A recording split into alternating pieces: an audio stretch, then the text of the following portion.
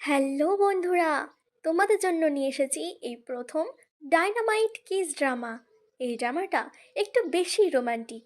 কিছু কিছু সিন আছে যা তুমি নজর সরাতেই পারবে না। তাই চলো, বেশি কথা না বাড়িয়ে সরাসরি ঢুকে যায় গল্পের রোম্যান্স, উত্তেজনা আর টুইস্টে। ড্রামার শুরুতে আমরা এই মেয়েটিকে দেখতে পাই যে খুব ব্যস্ততার সাথে তার অফিসে প্রবেশ করছিল। এই মেয়েটির নাম ছিল থোথারিম থারিম। সে যখন তার অফিসে কাজ করছিল, তখনই তার কাছে একটি সুন্দর হ্যান্ডসাম ছেলে আসে আর তাকে বিয়ের প্রপোজালও দেয়। হারিম এই ছেলের প্রপোজাল অ্যাকসেপ্টও করে নেয় এবং তার দেওয়া আংটিটাও পরে নেয়। তারা যখন কিস করতেই যাবে, তখনই থারিম ছেলেটিকে জিজ্ঞাসা করে, তোমার নাম কি? আর ওই ছেলেটি একটু সময় নিয়ে বলে, আমার নাম নুরিয়ান স্টেশন। তুমি পৌঁছে গেছো নুরিয়ান সিন স্টেশনে।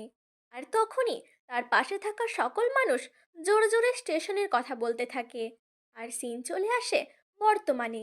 আসলে থারিম বাসে বসে ঘুমিয়ে ঘুমিয়ে স্বপ্ন দেখছিল, আর এই স্টেশনে পৌঁছানোর সাথে সাথে তার স্বপ্নটাও ভেঙে যায়। তারপর সে বাস থেকে নেমে খুব দ্রুত দৌড়াতে থাকে, তবে সে যেতে যেতে কিছু মানুষের হেল্পও করে। তারপরে আমরা দেখতে পাই থারিম ক্লাসরুমে বসে ক্লাস করছে।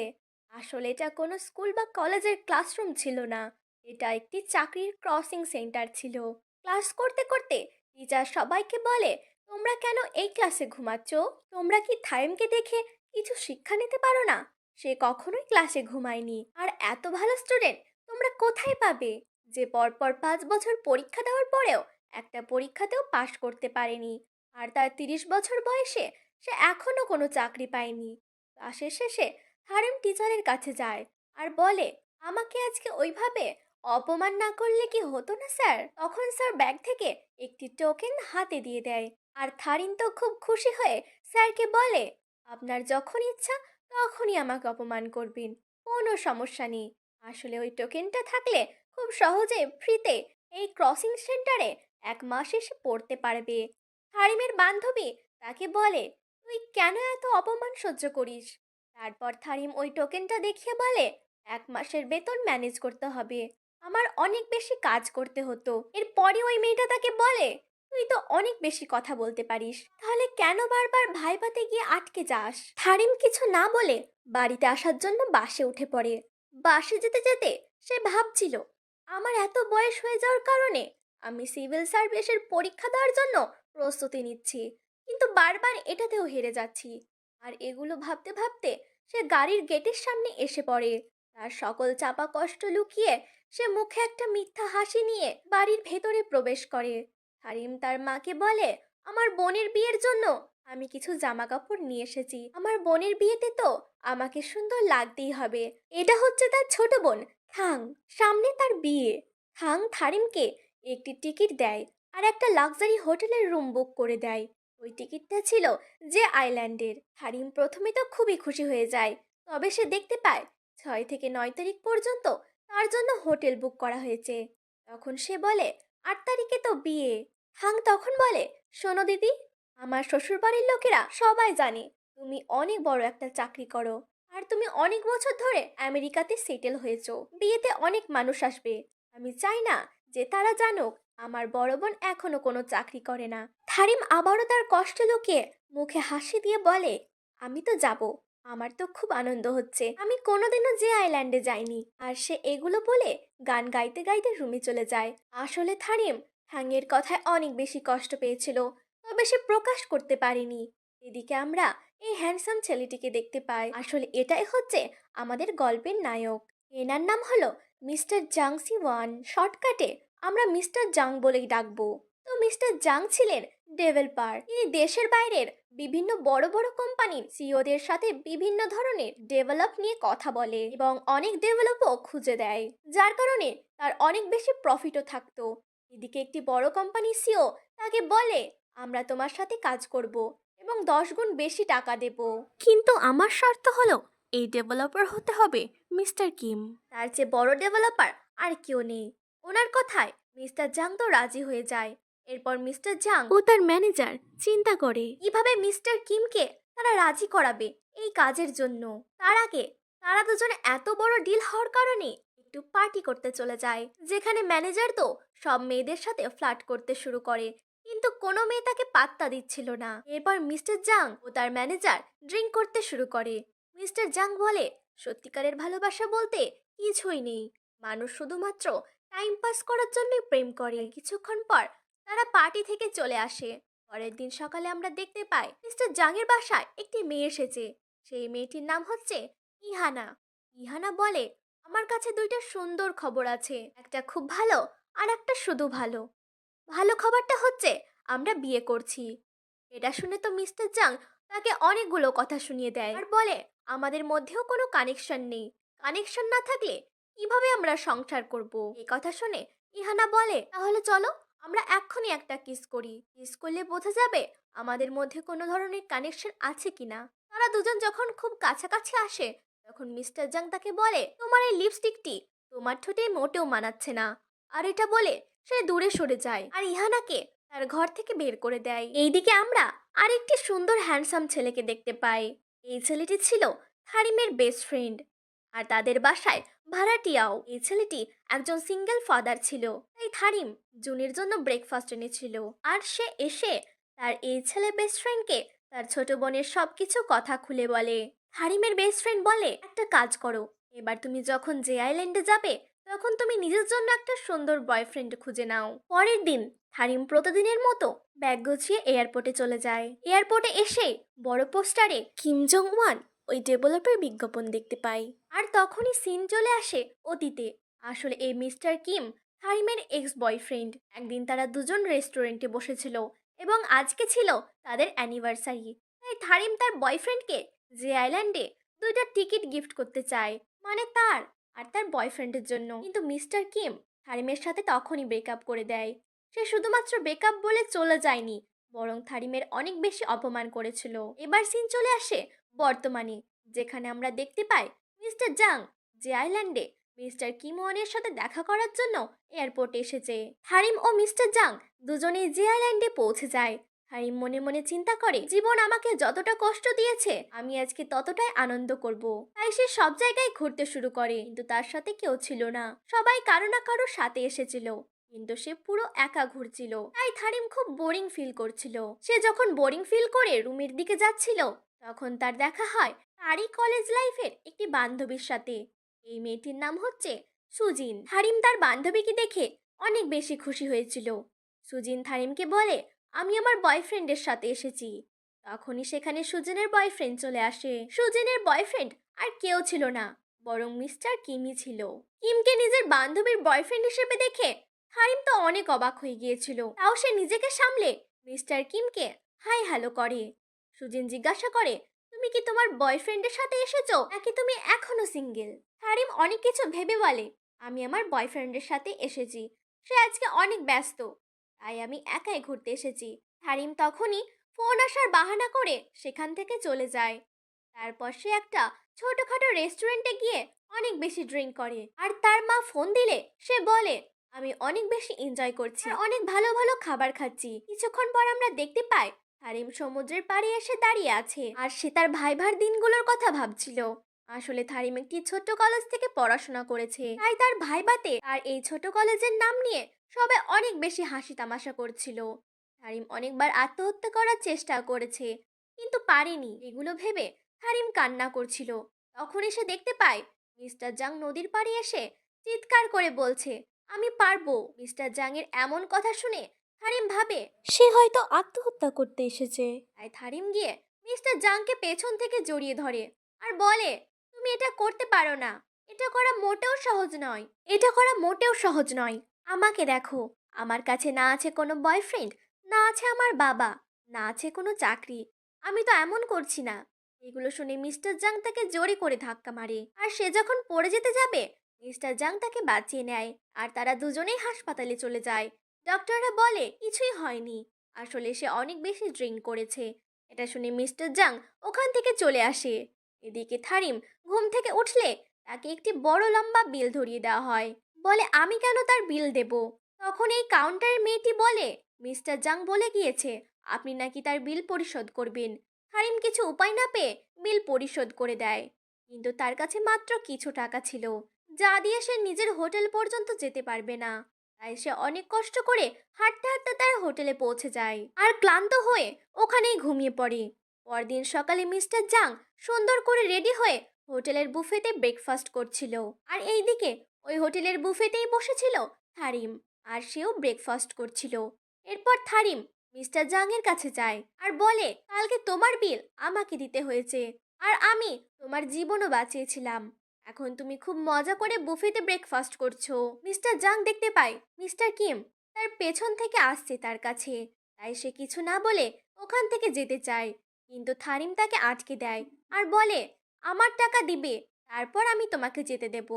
কিন্তু তখনই সুজিন পেছন থেকে থারিমকে ডাকে। মিস্টার জাং এর সাথে থারিমকে দেখে বলে, এটা কি তোমার বয়ফ্রেন্ড? থারিম তখন কোনো উপায় পায় না, আর সে বলে, হ্যাঁ, এটাই আমার বয়ফ্রেন্ড। তখনই মিস্টার জাং এর হাত ধরে নেয়। মিস্টার জাং মনে মনে ভাবে, এটাই সুযোগ কিমকে রাজি করানোর। তাই মিস্টার জাং থারিমের সাথে অ্যাক্টিং করতে শুরু করে দেয়। সুজেন থারিমকে বলে, চল আমরা একসাথে ব্রেকফাস্ট করি। থারিম তো মানা করে দিয়েছিল, কিন্তু মিস্টার জাং ভাবে এটাই তো সুযোগ তার সাথে কথা বলার। তাই সে সত্যিকারের বয়ফ্রেন্ড হওয়ার নাটক করে আর তার একসাথে ব্রেকফাস্ট করতে চলে যায়। এরপর মিস্টার কিম থারিমকে বলে, তুমি তোমার বয়ফ্রেন্ডের সম্পর্কে কিছু বলো। থারিম তো তার নামটাও জানতো না। তাই সে কিছু বলার আগে মিস্টার জাং তার সম্পর্কে সবকিছু বলে দেয়। আর সে সবার সামনে এমন ভাব করে যেন সে থারিমকে অনেক বেশি ভালোবাসে। একটা পার্টিতেও সুজিন আর মিস্টার কিমকে ইনভাইটও করে দেয়, আর সুজিন রাজিও হয়ে যায়। ব্রেকফাস্ট শেষে সবাই তাদের নিজেদের নিজেদের রুমে যাবে। তখনই থারিম জানতে পারে মিস্টার জাং যেই ফ্লোরে থাকে ওই ফ্লোরে সুজিনও মিস্টার কিম থাকে। তাই সে বাধ্য হয়ে মিস্টার জাং এর সাথে তার রুমে চলে যায়। মিস্টার জাংও থারিমকে একটা কন্ট্যাক্ট করে মিস্টার কিমের সামনে তার গার্লফ্রেন্ড হওয়ার নাটক করে, এবং সে যেই উদ্দেশ্য নিয়ে এখানে এসেছে সেই উদ্দেশ্য সফল হয় তাহলে তাকে 10 গুণ বেশি টাকা দেবে। আর এতগুলো টাকার কথা শুনে থারিম তো রাজি হয়ে যায়।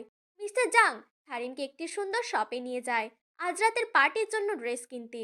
তবে সেখানকার ড্রেসের প্রাইস অনেক বেশি ছিল, তাই মিস্টার জাংকে নিয়ে থারিম সেখান থেকে চলে আসে। কথায় কথায় মিস্টার জাং থারিমকে বলে, তোমাকে দেখতে একদম মরা কাকের মতো লাগছে। আর এই কথা শুনে থারিম অনেক রেগে যায়, কারণ মিস্টার কিমো তাকে এই কথা বলে ব্রেকআপ করেছিল। থারিম তখন বলে, তুমি আমার কাছে ক্ষমা চাও, নয়তো আমি এই কন্ট্রাক্টটা বাতিল করে দেব।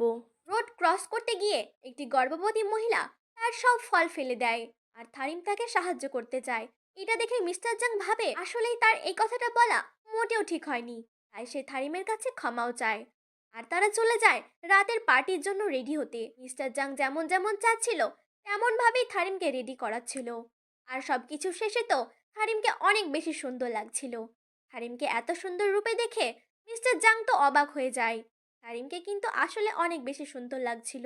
এরপর মিস্টার জাং তাকে একটি সুন্দর আংটিও পরিয়ে দেয়, যাতে এই আংটিটা আরো বেশি রিয়াল মনে হয়। মিস্টার জাং আগে থেকেই জানতো যে থারিম মিস্টার কিমের এক্স গার্লফ্রেন্ড। এরপর তারা দুজন পার্টিতে চলে যায়, আর এখানে মিস্টার কিম থারিমকে এত সুন্দর রূপে দেখে তো অনেক বেশি অবাক হয়ে যায়। তারপর তারা আংটিটা দেখিয়ে বলে, আমরা পরের বছর বিয়ে করছি। এরপর মিস্টার জাং মিস্টার কিমকে কথায় কথায় কোম্পানি ডেভেলপারের কথা বলতে শুরু করে। আর তারা দুজন মিলে এত সুন্দর করে নাটক করে যে মনে হয় যেন সবকিছু একদম রিয়াল। কিছুক্ষণ পরে থারিম যখন বাইরে গিয়েছিল তখন তার সাথে মিস্টার কিমের দেখা হয়।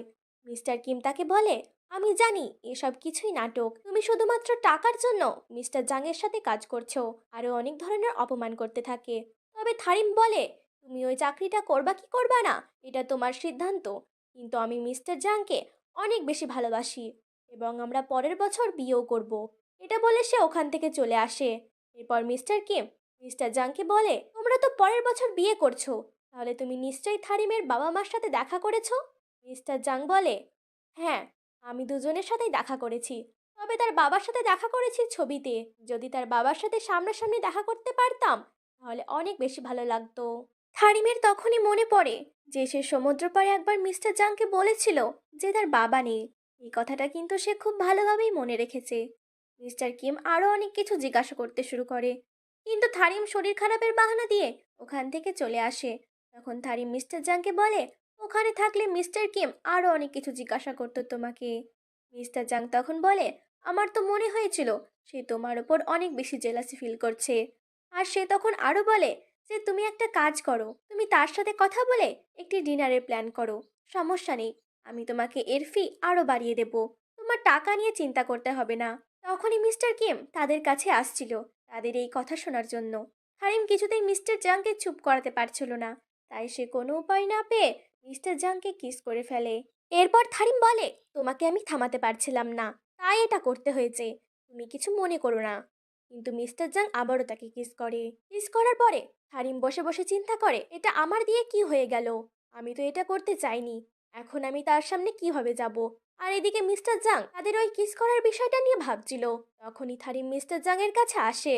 আর এদিকে মিস্টার কিম ও সুজিন ডান্স করতে চায়, আর তারা মিস্টার জাং ও থারিনকেও একসাথে ডান্স করতে বলেন। মিস্টার জাং কোনো উপায় না পেয়ে দুজন ডান্স করতে থাকে। তাদের এই অ্যাক্টিংটা এতটাই ভালো হয়েছিল, মনে হচ্ছিল যেন তারা সত্যি সত্যি কাপল। ডান্স শেষে থারিম চিন্তা করে, এখন আমি কি করব। আর তখনই কিম তার কাছে আসে একটা পানির বোতল নিয়ে। সে থারিমকে বলে, তোমাদের অ্যাক্টিংটা অনেক ভালো ছিল, বেশ রিয়েল মনে হচ্ছিল। যাই হোক, যেহেতু আমি তোমার বয়ফ্রেন্ড ছিলাম, তাই চলো আমরা আবারও হোটেল রুমে যাই। সমস্যা নেই, দরকার হলে আমি তোমাকে টাকা দিয়ে দেব। হারিম তো মিস্টার কিমের প্রস্তাবে মানা করে দেয় আর বলে, তোমার মতো মানুষ আমি কখনো দেখিনি, আর দেখতেও চাই না। হারিম চলে যেতে চাইলে মিস্টার কিম তাকে জোর করতে শুরু করে। আর তখনই মিস্টার জাং এসে মিস্টার কিমকে এক ঘুষি মেরে দেয়। মিস্টার কিম তাকে বলে, তুমি কি জানো তুমি কি করছো? আমি তোমার জব অফারটা রিজেক্ট করে দিতে পারি। মিস্টার জাং তখন বলে, আমি তোমার মতো জঘন্য মানুষের সাথে কখনোই কাজ করতে চাই না। তারপর মিস্টার জাং থারিমকে নিয়ে সমুদ্র পাড়ে চলে যায়। তারা দুজন তাদের জীবনের সমস্ত কথা বলতে থাকে। এরপর থারিম সমুদ্রের সুন্দর স্বচ্ছ পানিতে হাঁটাহাঁটি করছিল। আর থারিমের এমন সুন্দর কর্মকাণ্ড দেখে মিস্টার জাং তো খুবই খুশি হচ্ছিল আর মুগ্ধ হয়ে তাকে দেখছিল। এরপর থারিম মিস্টার জাংকে বলে, আমাকে মাফ করে দিবেন, আমার জন্য আপনার এত বড় একটি প্রজেক্ট লস হয়ে গেল, আমার অ্যাক্টিং মোটেও ভালো হয়নি। তখন মিস্টার জাং বলে, তোমার অ্যাক্টিং দেখে মনে হয়েছিল যে আমরা সত্যি সত্যি কাপল। আমি তোমার সাথে আবারও কালকে দেখা করতে চাই, তবে কাজের জন্য নয়।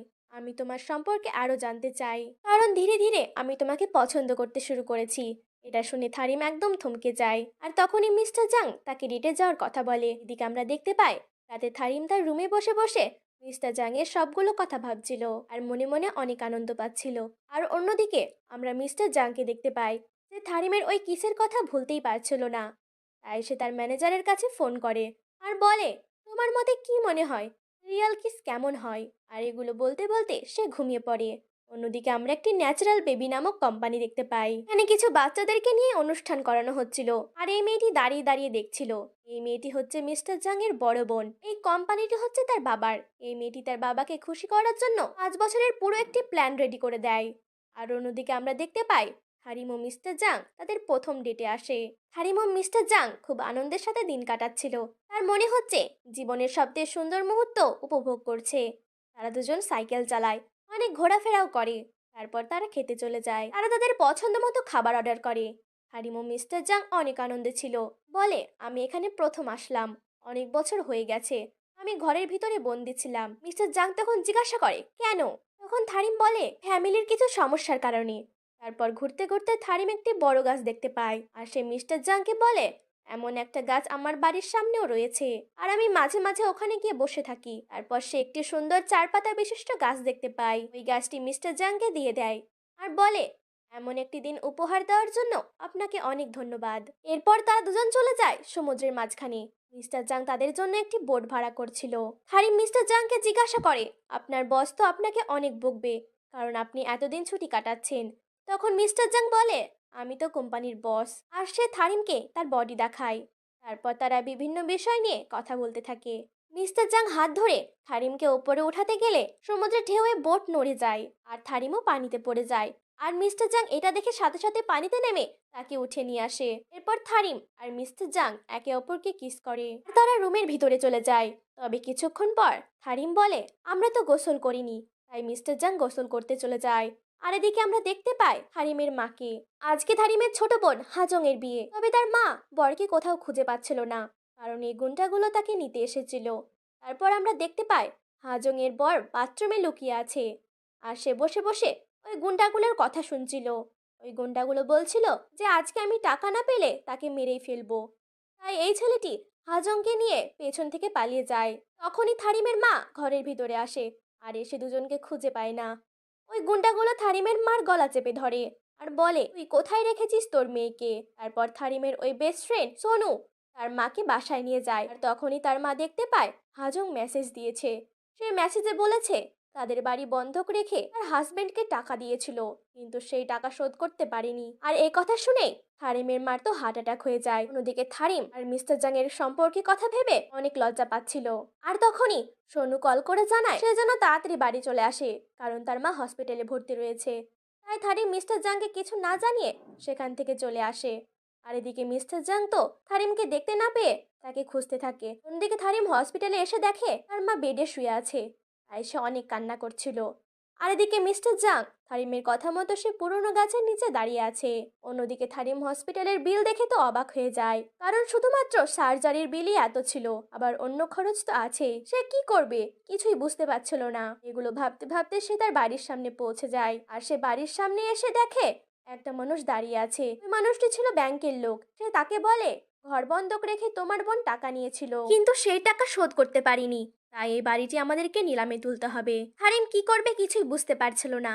আর এইদিকে হাজং এর কোনো খোঁজ ছিল না। রাতে থারিম বসে বসে কি করবে তাই ভাবছিল, আর সে কিছুতেই কোনো সমাধান খুঁজে পাচ্ছিল না, কারণ তার কাছে কোনো চাকরি ছিল না। আবার এখন যদি বাড়িটাও না থাকে তাহলে সেও তার মা কোথায় যাবে? তাই সে চিন্তা করে যে কোনো একটা কাজ তাকে করতেই হবে।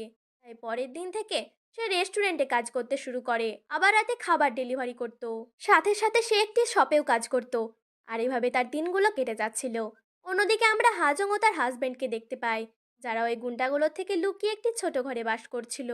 এদিকে আমরা দেখতে পাই ইহানাকে, যে কোম্পানির জন্য একটি ফটোগ্রাফার খুঁজছিল, আর তার ম্যানেজার তাকে কিছু ফটো দেখায় আর বলে এই ফটোগ্রাফের নাম হচ্ছে কেম সোনু। তারপর আমরা মিস্টার জাংকে দেখতে পাই, যে প্রতিদিন ওই গাছের নিচে আসতো তাকে খোঁজার জন্য। তারপর সে তার ওই ম্যানেজারকে থাইম দেখতে কেমন সেটা বলে। তার ম্যানেজার এমন একটা ড্রয়িং বানায় যেটা দেখে কোনো মানুষের মুখই মনে হচ্ছিল না। এরপর তাদের বাসায় কলিং বেল বাজে, আর থারিম খাবার ডেলিভারি করতে আসে। তবে মিস্টার জাং দেখতে গিয়েও দেখতে পায় না। এরপর সে পরের দিন একটা কার্টুনের ছবি নিয়ে গাছের নিচে বসে থাকা সকল বুড়ো মানুষদেরকে দেখাতে থাকে, কিন্তু বুড়ো মানুষরা কিছুই বলতে পারে না। এরপর আমরা মিস্টার জাং এর ফ্যামিলিকে দেখতে পাই, যারা বসে বসে ইন্টারভিউ দিচ্ছিল। কিন্তু তখনই মিস্টার জাং এর মা জোরে জোরে পাগলের মতো হাসতে শুরু করে, আর মিস্টার জাং এসে তার মাকে তাড়াতাড়ি করে রুমের ভিতরে নিয়ে চলে যায়। আসলে মিস্টার জাং এর মার কোনো কিছু কারণ নিয়েই এমন হয়ে গিয়েছে। মিস্টার জাং তার বাবাকে বলে, তুমি আমার মাকে ছেড়ে দাও। তবে তার বাবা তাকে বলে, তুমি যদি আমার কোম্পানি ঠিকমতো চালাতে পারো তাহলে আমি তোমার মাকে আর বিরক্ত করব না। আর এই কাজে সে রাজিও হয়ে যায়। পরের দিন মিস্টার জাং এর বোন কোম্পানিতে আসে, আর তখন সে দেখতে পায় একটি বয়স্ক মহিলা তার ম্যানেজারের সাথে ঝামেলা করছে। সে কিছু না বলেই তার ম্যানেজারকে নিয়ে চলে যায়। আর সে তার ম্যানেজারকে বলে, তুমি এমন এমন মানুষকে নিয়ে একটি টিম বানাও যাদের বাচ্চা আছে আর কোনো ধরনের কাজেও দক্ষতা নেই। সবচেয়ে খারাপ একটি টিম বানাও, কারণ আমার ভাই কাল থেকে অফিস জয়েন করছে। অন্যদিকে আমরা থারিমকে দেখতে পাই। থারিমের মার জ্ঞান ফিরে এসেছে। সে জুনের সাথে বসে এত টাকা কিভাবে ম্যানেজ করবে তার কথা বলছিল। আর সে বলছিল যদি কোনোভাবে একটা চাকরি পেয়ে যেতাম তাহলে লোন নিতে পারতাম। পর সে রাতে বাসায় এসে চাকরি খুঁজতে শুরু করে, আর খুঁজতে খুঁজতে তার সামনে ন্যাচারাল বেবি অর্থাৎ মিস্টার জাং এর বাবার কোম্পানির ওই নিউজটি দেখতে পায়। আর সে চিন্তা করে এত সহজে একটি চাকরি পাওয়া গেলে তো ভালোই হতো, তাও আবার এত বড় কোম্পানিতে। তবে সে দেখতে পায় এই চাকরির একটাই চাহিদা, আর সেটা হচ্ছে বাচ্চার মা হতে হবে। হারেম চিন্তা করে এটা আমার জন্য অনেক ভালো একটা চাকরি, কিন্তু আমার তো বাচ্চা নেই। তখনই সে তার বেস্ট ফ্রেন্ড সোনুর ছেলের কথা মনে পড়ে। সে একজন সিঙ্গেল ফাদার ছিল। সে অনেকবার চিন্তা করে যে এটা করা ঠিক হবে না, কিন্তু সে টাকার অভাবে এটা করে। আর সে ওই চাকরিতে অ্যাপ্লাইও করে দেয়। পরের দিন মিস্টার জাং ও তার বোন তার টিমের জন্য সকল মাইদের ইন্টারভিউ নেওয়া শুরু করে। অনেকের ইন্টারভিউ দেওয়ার পরে এবার থারিমের পালা আসে। থারিম যখন ইন্টারভিউ রুমে প্রবেশ করে এবং তার নাম বলে, তখন মিস্টার জাং তো অবাক হয়ে তাকিয়ে থাকে। আর এখানেই প্রথম পর্বের সমাপ্তি ঘটে। পরের পর্ব দেখতে হলে আমাদের চ্যানেলটিকে সাবস্ক্রাইব করে রাখুন। আল্লাহ হাফিজ।